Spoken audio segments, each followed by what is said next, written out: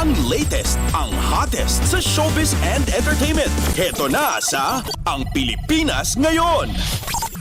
Magandang araw sa ating mga chismoso at chismosang nagabang ng mga trending na balita sa mundo ng showbiz. Ito na, ang ratsyada ng mga chika. Dinumog ng kanilang fans ang set ng pelikula ni na Catherine Bernardo at Alden Richards para sa kanilang baliktambalan sa pelikulang Hello, Love Again sa Calgary, Canada. Nasa Canada na ang mga bida ng sequel movie para kunan ang ilan sa mahalagang eksena ng pelikula kung saan ginagampanan nila ang karakter bilang si Joy at Ethan. Hindi lingid sa kaalaman ng Filipino community doon ang shooting ng pelikula ng dalawang artista kaya hindi napigilan ng mga kababayan natin na puntahan ang set ng pelikula para masilayan kahit sandali ang kanilang mga idolo. Sa isang video na isang netizen, ipinasilip nito ang pagdagsa ng mga Pilipino para masilayan sina Bernardo at Richards at magpalitrato sa kanilang mga idolo. Patid man ang kagustuhan na mapagbigyan ang hiling ng mga kababayang Pinoy sa Calgary, nakiusap ang direktor ng pelikula na si Cathy Garcia Sampana sa mga kababayan natin na igalang ang katahimikan at privacy sa lugar ng set. Nakatakdang ipalabas ang Hello Love Again ngayong Nobyembre. Ang latest, ang hottest sa showbiz and entertainment. Heto na sa Ang Pilipinas Ngayon. Sa iba pa natin chika for today, hindi kami makakapayag na hindi namin makakamit ang hustisya. Yan ang banta ng asawa ni Nino Mulak na si Diane Abby Tupas laban sa mga nagsamantala sa kanilang anak.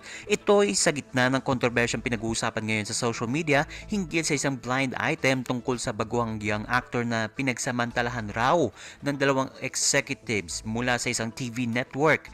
Wala mang binabanggit sa mga naglabasang report.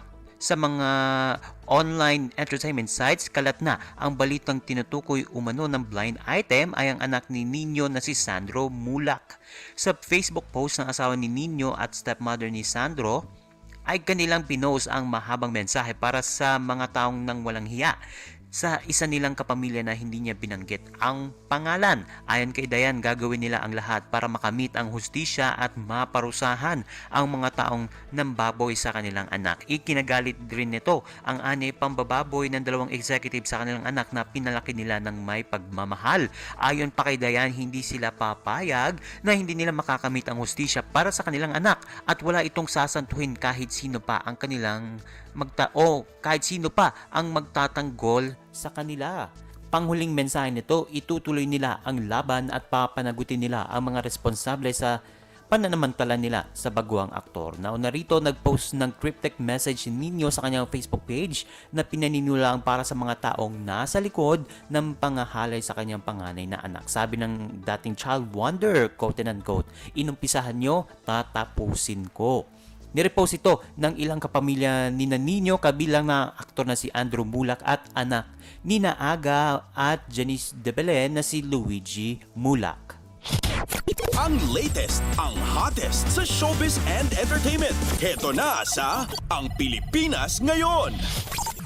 At sa huli natin chika for today, nagkausap na sina Morissette Amon at ng kanyang mga magulang at mga kapatid. Sa pamamagitan ng Instagram, nagpost si Morissette ng litrato ng paper placemat na may nakasulat na quote-unquote, "What are you celebrating today?"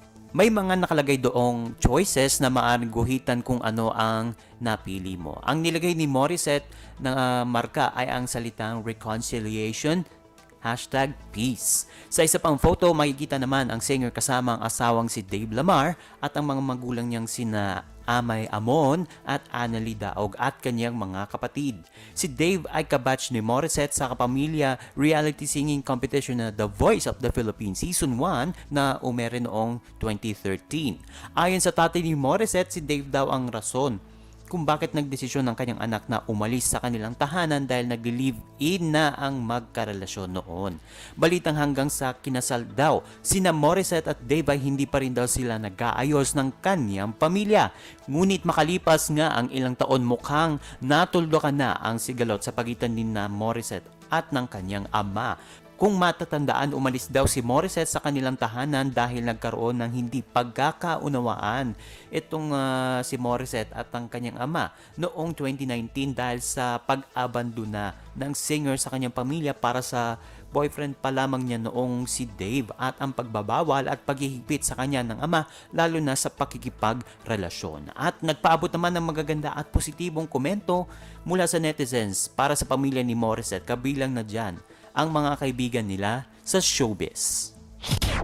Ang latest, ang hottest sa showbiz and entertainment. Heto na sa Ang Pilipinas Ngayon.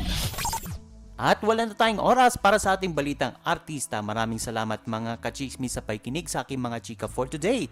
Ako po si Mama JT para sa Radyo Pilipinas World Service.